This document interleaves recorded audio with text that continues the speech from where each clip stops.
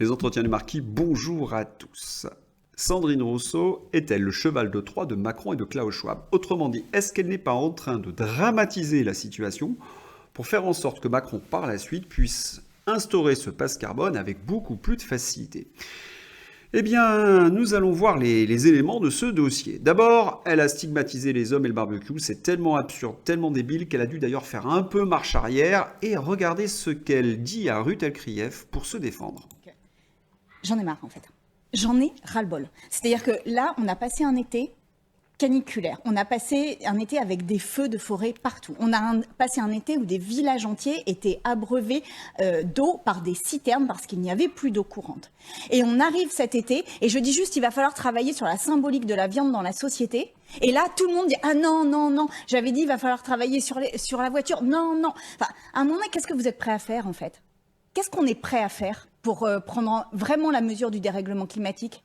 Et c'est ça la question aujourd'hui, c'est là, on a vécu pour la première fois cet été les effets concrets de ce dérèglement. En fait, si elle attaque les hommes, c'est qu'on a connu une situation un peu particulière cet été et qu'il ne faut pas baisser les bras, qu'il faut faire quelque chose. Qu'est-ce qu'on fait? Alors, en effet, si les écologistes pensent réduire les émissions de carbone en attaquant les hommes cuisant leur viande sur un barbecue, on se dit qu'on est quand même assez loin du compte. Mais là, j'ai l'impression qu'il y a le combo totalitaire. La première chose, on va créer une peur. Les incendies, un épisode de canicule et de sécheresse particulière. On a quand même eu un été un peu particulier, qui rappelle d'ailleurs l'été que nous avons connu dans les années 70, les années 76-77, si ma mémoire est bonne. Donc, elle crée une peur. De cette peur, elle veut qu'il y ait des réponses politiques. Anxiété, réponse politique. Et là, vous reconnaissez exactement la manipulation par la peur qui a été utilisée pendant le Covid. Alors, c'est quand même assez étonnant parce que pour justifier son fait, notamment que les hommes consommeraient plus de viande, bon, on a une corpulence plus importante, hein, je pèse 95 kg, ma femme 53-54, il est à peu près normal que je mange plus de viande, mais aussi plus de tout, hein. On n'a pas évidemment les mêmes besoins de nourriture, surtout si on a une grosse dépense énergétique, comme c'est mon cas, je fais encore un peu de sport. Voilà. Donc, la viande, ce serait quelque chose qui viendrait du fond des âges. Alors d'abord, elle ment en expliquant que les Français mangeaient de la viande pour faire des efforts. La chose ne se passe pas du tout comme ça au 19e siècle. Au 19e siècle, la viande, et notamment le bœuf, est un produit de luxe. Le peuple n'en mange pas. Il faut bien comprendre cela. Vous relisez les textes, je pense que ça va de Guy de Maupassant à Toinou d'Antoine Sylvestre, et tous les récits paysans, ils vous expliquent qu'ils mangent une bande de lard dans leur poté ou dans leur pot-au-feu, une sorte de pot-au-feu, c'est-à-dire la viande cuite, le week-end. Ça se limite à ça, sinon c'est de la patate, etc. Il faut bien comprendre que l'homme ne mange pas de viande de bœuf la semaine. Quant aux, j'ai envie de dire, aux volailles, etc., c'est un mets aussi de luxe. Pensez que la poule au pot, c'était une fois par semaine, hein, c'est le bon roi Henri, c'était pas tous les jours. Donc cela vous donne une idée de la manipulation de Sandrine Rousseau. Ensuite, elle s'appuie sur deux études. Alors là, je me marre parce que j'ai connu la même chose dans l'éducation nationale. On prend deux activistes qui racontent n'importe quoi. Alors la première, celle qui a le plus été citée, c'est Carole J. Adams. Elle est végane, elle veut pas qu'on mange de la viande parce qu'elle a été traumatisée le jour de la mort de son poney. Elle avait mangé un hamburger le soir. Bon, on est sur quelque chose qui est de l'ordre de la névrose. Et Sandrine Rousseau devrait peut-être s'interroger aussi pourquoi les femmes ne mangent pas autant de viande, parce qu'elles devraient en manger un peu plus en fait. Pourquoi? Eh bien parce qu'il y a la tyrannie des magazines féminins qui, quand je dis tyrannie, c'est pas la tyrannie de la minceur qu'on pourrait comprendre, hein, il faut être en forme. Non, c'est la tyrannie de la maigreur. Et j'ai autour de moi suffisamment de cas de jeunes filles, de jeunes femmes ou de femmes plus âgées qui ne mangent plus parce qu'elles veulent conserver cette ligne un peu haricot. Et c'est quelque chose de dramatique parce qu'on le voit, ça entraîne de la fatigue, cela entraîne aussi de la nervosité. Ne pas manger, de vivre comme ça dans la faim perpétuellement, est-ce que c'est une bonne chose? Donc Sandrine Rousseau devrait peut-être essayer de réfléchir, hein, puisqu'elle dit que les habitudes de nourriture ne sont pas des acquis, je suis là encore, que ce n'est pas inné, pardon. Ça serait à revoir. Voilà. Donc, Sandrine Rousseau nous explique, nous défend, il ne faut pas manger de la viande pour sauver la planète. Alors, c'est là où je suis presque en colère. Parce que elle a raison sur un point, mais elle cache la vérité. Pourquoi? C'est vrai que nous mangeons trop de viande, les Occidentaux sont en surcharge pondérale et qu'il faudrait un petit peu limiter nos consommations. C'est une question de santé publique. Mais il faut savoir que ce problème de barbecue et de viande ne concerne assez peu la France. D'abord parce qu'au niveau de l'empreinte carbone, et je vous l'avais expliqué dans une précédente vidéo, la France n'a pas bougé, n'a pas une augmentation de son émission de passe carbone depuis presque un siècle, que les deux pays pollueurs sont la Chine et les USA. Donc c'est surtout un problème américain. Et je vais vous raconter une anecdote personnelle.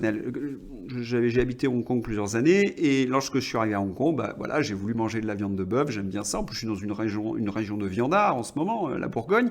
On a du bon charolais avec des élevages qui sont vraiment formidables, qui sont des modèles d'élevage. Et je vais chez mon boucher, j'ai pas de viande française bien évidemment. J'ai le choix entre une viande chinoise et une viande américaine. Et c'est vrai qu'entre les deux, j'ai préféré la viande américaine. Et donc une entrecôte, elle était bien persillée. Vous savez, persillée, c'est quand elle est bien grasse. Normalement, c'est un signe de qualité. Et je la mange, et là, j'ai un énorme problème. J'ai un énorme problème parce que je n'arrive pas à la digérer. Je me dis, mais qu'est-ce qui se passe? Je ne digère plus la viande. Et puis j'étais un peu étonné parce que j'ai toujours mangé de la viande. Et en fait, c'est Perigo Larcas, j'espère que j'ai pas massacré son nom, qui m'a donné la solution. C'est qu'en fait, la viande américaine, c'est du bœuf aux hormones. C'est du bœuf aux hormones qui est tellement vitaminé et hormoné que c'est une viande qui compose sur un steak normal, il y a 3 fois plus de calories dans un steak américain que dans un steak européen de mon charolais de Bourgogne. Le résultat, c'est tout simplement indigeste et pour le coup, cela peut devenir cancérigène.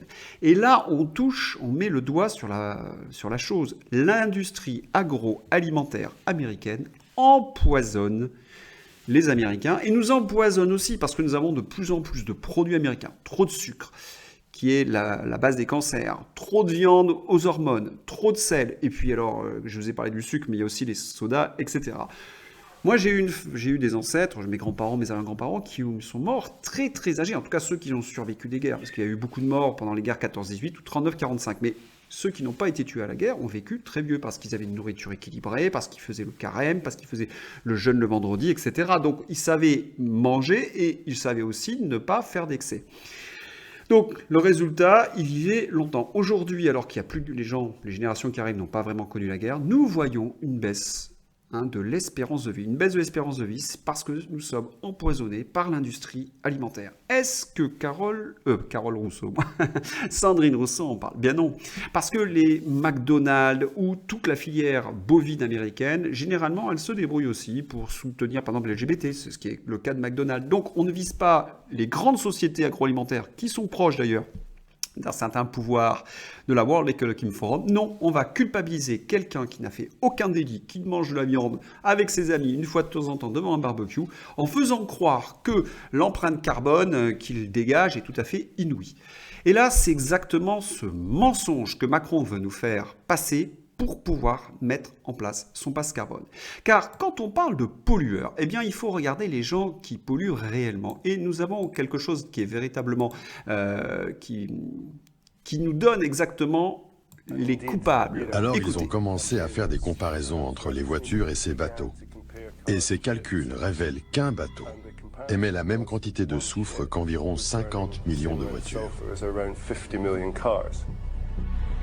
Si un seul cargo émet autant d'oxyde de soufre que 50 millions de voitures, les 20 plus grands navires polluent à eux seuls, plus que toutes les voitures de la planète. Et ce n'est pas 20, mais 60 000 navires qui sillonnent les océans du globe à longueur d'année et dispersent leur poussière de soufre dans l'atmosphère. Ces particules fines sont produites à une taille telle et dans une quantité si élevée qu'elles pénètrent facilement dans nos poumons. Eh oui, ces particules fines qui sont des véritables poisons que l'on trouve maintenant dans toutes les villes. Je vous ai déjà dit que j'habitais Hong Kong, il se trouve que c'était un énorme port à l'époque, et nous avions des taux, en effet, de ces cochonneries à un niveau qu'on ne connaît pas en France. Je veux dire, nous, on avait souvent du 120 à 138 sur une échelle de 500. Quand il y a ce genre de taux en France, on arrête la circulation. Là, c'était quasiment notre quotidien. Quand on allait à Shanghai, c'était 300. Et un jour, à Pékin, ils ont dépassé 500. Alors, c'était normalement 500, c'était le niveau le plus élevé. Il se trouve qu'ils sont arrivés à 600. On disait qu'à partir de 500, l'air était mortel. Et certainement, il y a eu une grosse mortalité due à la pollution. automobiles, industriels et de ces navires évidemment, avec des nuages, qui ont contribué à une grande mortalité de Chinois à Pékin avant 2020. Je ne me souviens plus exactement l'année, je ne sais plus si c'est 2016 ou 2017, la grande catastrophe de Pékin. Donc, est-ce que Sandrine Rousseau remet en cause la mondialisation, le fait que les produits fassent 3 fois le tour du monde avant d'arriver dans son assiette ou dans ses habits? Parce que j'aimerais bien savoir si Sandrine Rousseau, les habits qu'elle a achetés, ils sont fabriqués en Chine. Quelle est son empreinte carbone? Est-ce qu'elle a mangé un avocat? D'où il vient son avocat? Quelle est l'empreinte carbone de son avocat? Et son rouge à lèvres là, qu'elle a utilisé, quelle est l'empreinte carbone de son rouge à lèvres? Parce que si on s'amuse comme cela à faire toutes les empreintes carbone, on va s'apercevoir qu'en fait, ce qui pollue, eh bien, c'est tout ce qui passe par les bateaux. Et vous avez entendu, un bateau, c'est 50 millions d'automobiles. Et vu le nombre de bateaux, vous avez aussi entendu, le chiffre est tout à fait colossal. C'est la mondialisation qui pollue. C'est l'idée d'avoir tout placé en Chine et aux États-Unis, en fait, c'est d'imbriquer les deux économies de cette façon-là. C'est cette façon-là qui a contribué à polluer le monde. Est-ce que Sandrine Rousseau remet en cause la mondialisation? Non, elle ne remet pas en cause la mondialisation parce que tout simplement, elle est pro-européenne et que l'Europe est un des piliers de la mondialisation. Autrement dit, ils vont culpabiliser les innocents, ils vont trouver des boucs émissaires pour nous faire payer la note de cette mondialisation qui est tout sauf heureuse. Alors, c'est pour cette raison que je pense qu'elle est liée à Emmanuel Macron. Parce que l'idée du steak, moi, ça a fait tilt dans mon esprit à cause de ce, je crois vous l'avoir déjà donné ce document, mais regardez, utiliser un jet privé, prendre de l'essence, manger un steak, et demain, si ces gestes consommateurs en CO2 correspondaient au nombre de points débités de notre quota personnel de carbone à utiliser. C'est le Parisien qui a lancé l'affaire. Le Parisien qui lance un ballon d'essai, je vous l'ai dit. Et vous avez le mot steak. Et Sandrine Rousseau reprend le mot steak. Et moi, ce qui m'inquiète énormément, c'est qu'on avait vu le même scénario. On avait vu des médecins catastrophiques nous dire il faut changer nos habitudes, il faut faire attention, il faut absolument mettre des gestes barrières, des masques, des confinements, etc. pour nous obliger à perdre nos libertés. Et quand Macron a dû prendre des décisions, souvenez-vous, eh oui, alors ce n'est pas pour le Covid, il devra présider un conseil de défense dédié à l'énergie vendredi matin. Vous savez pourquoi il fait des conseils de défense?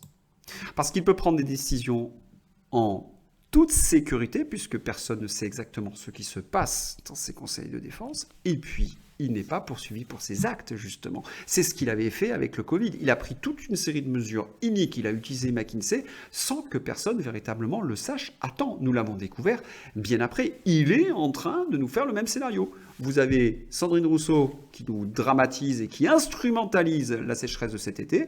Vous aurez différentes personnes qui joueront la même partition et Macron dira je vais devoir prendre des décisions. Peut-être qu'il faudra un passe carbone, comme l'indique le journal Le Parisien. Or, quand elle délire sur les steaks et sur les barbecues, Sandrine Rousseau, est-ce que les journalistes lui tombent dessus? Mais pas du tout. Article favorable dans Libération. LCI lui dit vous avez peut-être le ton, mais vous avez raison sur le fond. Vous avez entendu Rutel Krief, mais vous avez la même chose dans Le Monde. Et puis vous avez toute une série d'écologistes qui viennent à la rescousse de Sandrine Rousseau. Mais leur plan de communication ne fonctionne pas forcément très bien, parce que lorsque Sandrine Rousseau met cette manipulation de masse, Beefsteak ou Planète, eh bien, sur son site, alors qu'elle doit avoir normalement des supporters, les gens choisissent le beefsteak à la Planète. Et dans le même sondage qui a été posté sur Le Figaro, 90% des gens estiment que les hommes ne sont pas responsables avec le barbecue de la mauvaise empreinte carbone de la France. Enfin, un peu de bon sens. Les gens sont en train de comprendre que Macron et Sandrine Rousseau travaillent de concert et essaient de nous manipuler, qu'ils essaient absolument de mettre en place ce passe carbone pour nous contrôler.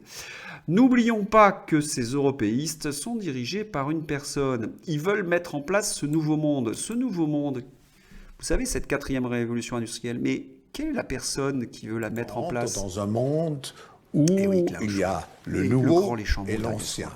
Et ces gens représentent plutôt le nouveau ou la croyance au nouveau. Alors c'est l'espoir qui va avec M. Macron. Et oui, Macron, c'est lui qui doit mettre en place ce nouveau monde. Et oui, Klaus Schwab, c'est normal, c'est son élève. Eh bien, il n'y a pas que Macron, hein, il y a une grande partie de la classe politique pro-européenne qui est prête à aller vers ce genre de choses. Donc, ils sont en train de créer des pénuries, ils sont en train de créer des mouvements d'angoisse vis-à-vis de la planète, mais il faut en effet justifier certaines choses. Par exemple, les grandes entreprises reçoivent cette chose. Il va y avoir des délestages programmés cet hiver pour les entreprises. Non seulement le prix va augmenter, mais en plus, on va couper l'électricité aux petites et aux moyennes entreprises. Comment vont-elles survivre? Parce que les petites et moyennes entreprises, elles emploient énormément de monde. Autrement dit, les gens, si elles ferment, il y a énormément de salariés français qui vont se retrouver au chômage. Mais qu'est-ce qu'ils attendent en fin de compte? Une sorte de révolte générale, et ils diront, pour empêcher la révolte, il faut mettre des passes et de l'identité numérique. C'est extrêmement inquiétant en fin de compte, cette situation. Alors, évidemment, on se dit, Emmanuel Macron, lui, il va montrer l'exemple. Il nous a dit la sobriété énergétique. Et puis, Aram News nous montre cette photo lors de sa visite à Alger. On a appris qu'il a utilisé 4 avions, 90 invités VIP qui sont allés faire la fête à Alger. L'empreinte carbone, je ne sais pas de combien elle est, et on peut se demander que venait faire dans ce voyage Jacques Attali. Jacques Attali qui est quand même un des membres du World Economic Forum, c'est lui qui nous explique le plan depuis des années de ce World Economic Forum et qui travaille avec Klaus Schwab, l'ami d'Emmanuel Macron. Bien sûr, on voit bien que c'est un même petit monde. Vous avez aussi reconnu Jack Lang. Jack Lang, on peut se demander ce qu'il vient faire en Algérie. On se souvient qu'au Maroc, il a eu quelques déboires avec la police. Je me souviens plus très bien pour quelle raison. Et puis derrière, on va remettre la photo d'ailleurs. Derrière, c'est assez intéressant parce que derrière Jacques Attali, vous avez une dame à lunettes. J'ai l'impression que c'est Yasmina Benguigui, l'ancien ministre de la francophonie, qui avait dû démissionner du gouvernement Hollande parce qu'elle fraudait le fisc. Voilà le monde de Macron, des gens qui s'empiffrent et qui vous envoient la note, bien évidemment, et qui vont vous culpabiliser lorsque vous allez faire cuire de la viande sur votre barbecue. On a vraiment affaire à des monstres et à des gens qui sont particulièrement ignobles, qui ne reculeront devant rien. Alors, nous avons eu le débat entre nous sur cette chaîne. Certains m'ont dit non, ils suivent un plan. Bien sûr qu'ils suivent un plan. On le connaît puisqu'on a le Grand Recette, on a lu les livres de Jacques Attali. Mais quand on les lit, on s'aperçoit qu'ils n'arrivent pas véritablement à le mettre en place. Ils ont reculé sur le pass vaccinal parce qu'il y a une certaine mobilisation de l'opinion publique. Et puis, il y a des forces qui sont contraires. Certains me disent, ouais, tous les chefs d'entreprise sont derrière Klaus Schwab. Non, il n'y a que les grandes multinationales, et notamment BlackRock, Vantage, etc. Si vous regardez la liste des grandes entreprises, vous avez surtout les grandes entreprises américaines et quelques grandes entreprises françaises. Mais l'ensemble des patrons, eux, Klaus Schwab a bien signifié qu'ils allaient disparaître. Donc, si je résume, vous avez Sandrine Rousseau qui participe à cette cancel culture, c'est-à-dire notre plaisir d'être ensemble, de faire de la viande, et qui va donc nous stigmatiser. Je dis nous, c'est même pas les hommes, c'est tout le monde en quelque sorte, qui vont stigmatiser sur certaines pratiques journalières qui n'ont rien à voir avec la pollution globale de la planète. Je le répète, la pollution globale de la planète, c'est la mondialisation. La deuxième chose, c'est que leur façon de faire, de créer des émeutes, des pénuries, etc., c'est pour prendre des mesures draconienne. Et c'est là où nous devons être vigilants. Nous devons absolument dire stop, comme nous avons dit stop au pass sanitaire et au pass vaccinal. Il faut empêcher la mise en place de ce pass carbone. Parce que si nous mettons en place ce pass carbone, eh bien pour le coup, en Europe, nous vivrons dans un véritable système totalitaire. Alors, je voudrais terminer d'ailleurs sur cette plaisanterie, mais je crois que avant on avait tout, l'eau, le gaz, l'électricité, et l'Union européenne est arrivée. Car c'est le paradoxe. Sandrine Rousseau culpabilise des hommes qui ont des occupations innocentes, mais par contre, elle ne va jamais culpabiliser des hommes qui ont pour le coup une vraie toxicité masculine, ceux qui sont violents, ceux qui violent, ceux qui ne respectent pas les règles du vivre ensemble, qui égorgent de temps en temps pour des raisons, je ne sais plus, religieuses, certains animaux. Ça, nous ne la verrons jamais attaquer. Non, elle attaque que des boucs émissaires, elle attaque que des innocents, comme Macron l'avait fait avec les Gilets jaunes. Voilà, si vous avez aimé cette vidéo, n'hésitez pas à la liker, à la diffuser sur les réseaux sociaux, et puis j'espère que cette nouvelle mouture vous a plu. N'hésitez pas à me le dire. Bye bye!